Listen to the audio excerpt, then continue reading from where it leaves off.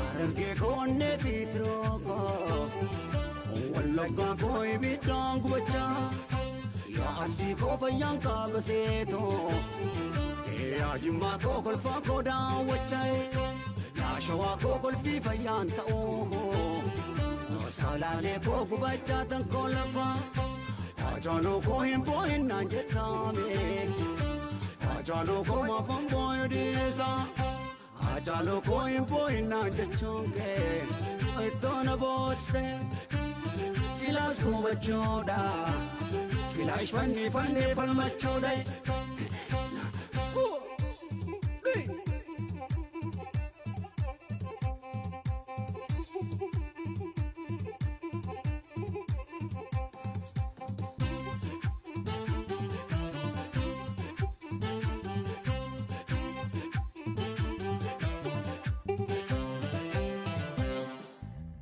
Galatran fatamumiti keroko kanati no volte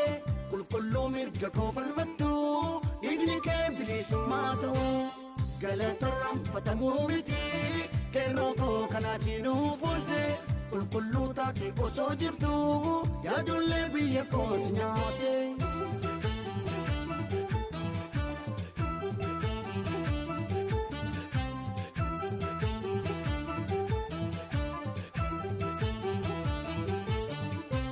Andabe guma ki wanam basun Wobo ko wala ko mamale Kero ko bilisum mamale Bule khura oromo kumpadu Oromo jadu arale Saba ko jadu borule Jechiko gocha kening kitatu Wobo ko wala to bimbale Kero ko wala to bimbale Wobo ko kelato mi male Kerobo kelato mi male Karrego kelato mi male Kerobo kelato mi male Mirga ko falmatte mi katimba subafte Yaaddo ko untuma qabsoodhaan tumurte Shakkii tokkoon qabu waan sodaachisu Arkoni gabrummatis qabsoon cabaa'umtuu nanaasu Booranaa googitani ni mamto Yaa hojii koo akkasii fakkaat Yaa walloo koo fakkiin hin kaayamtume Yaa iloo koo akkasii fakkaat Yaa jawaar koo hin aarinaan jettame Yaa jawaar koo maafannaa rudiisa Bakkalaa koo hin aarinaan jechoonke Gammachu ko onne ko bobesa Ya jawar ko inarinna jachomge Onne ko bobesa Silas ko bachoda Kilash fanni fanni falmachoda ka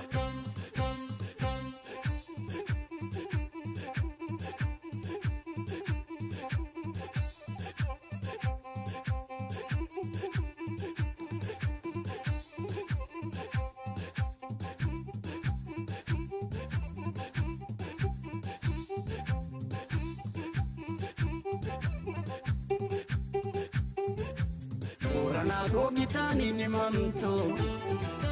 Yaa hojii koo akkasii fakkaat Yaa walloo koo fakkiin hin kaayamtume Yaa iloo koo akkasii fakkaat Yaa jawaar koo hin aarinaan jettame Yaa jawaar koo maafannaa rudiisa Bakkalaa koo hin aarinaan jechoonke Gammachuu koo onne koo bobeessa Ya jawar ko inarinna jachombe One ko besa Silas ko bachoda Kilash fanni fanni falmachoda ka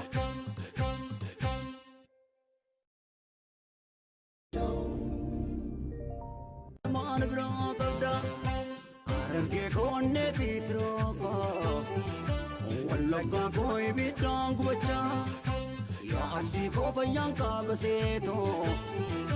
Ya jima ko kolfa ko da wachai Ya shawa ko kolfi fayan tao Salale ko gubacha tan kolfa Ajalo ko himboin na jetame